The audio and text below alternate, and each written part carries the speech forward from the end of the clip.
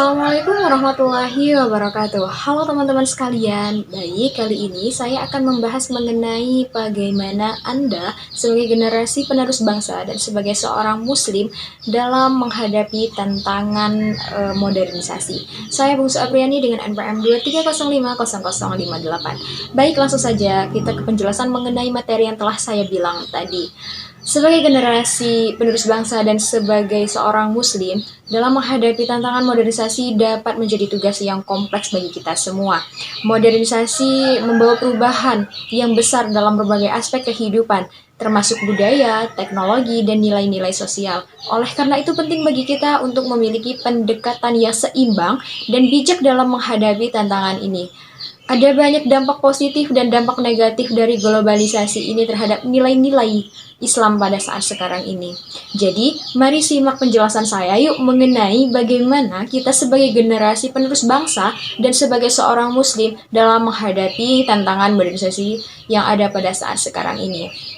Contoh yang pertama itu dengan adanya pemahaman agama yang kuat. Sebagai seorang muslim, penting untuk kita memiliki pemahaman yang kuat tentang ajaran agama Islam.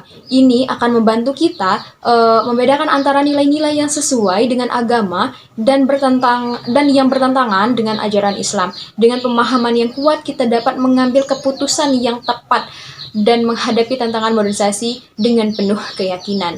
Yang kedua itu dengan adanya pendidikan dan pengetahuan.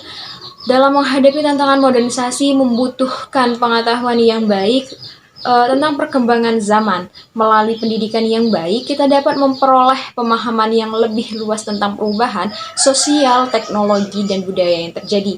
Dengan pengetahuan ini, kita dapat mengambil keputusan yang bijaksana dan mempertahankan nilai-nilai agama dengan konteks modern. Yang ketiga itu ada dialog dan komunikasi.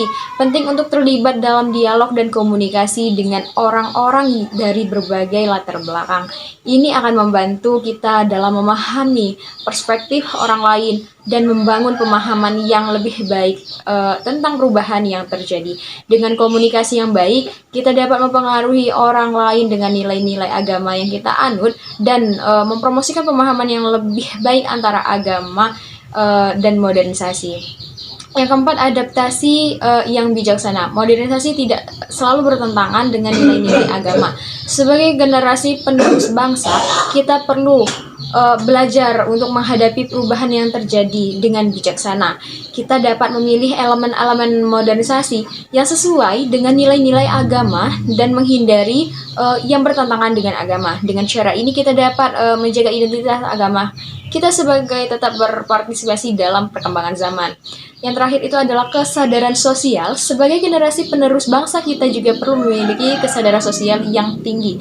Kita harus memahami dampak sosial dari modernisasi dan berusaha untuk mempromosikan perubahan-perubahan yang positif dalam masyarakat dengan berkontribusi pada pembangunan sosial yang berkelanjutan dalam menghadapi modernisasi dengan cara yang positif dan bermanfaat bagi masyarakat.